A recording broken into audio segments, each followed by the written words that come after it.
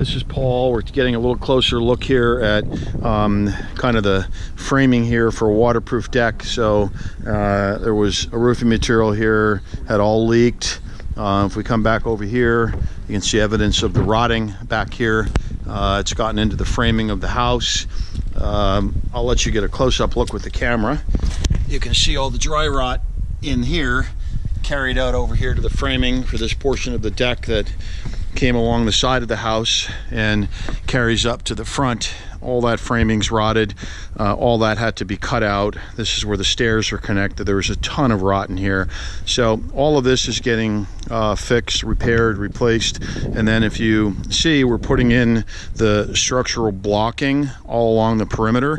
That's 4x6 material put in with engineered screws, and then 835 clips to the joist framing, and this gives us a solid perimeter in order to put up our railing system here once all of this is done.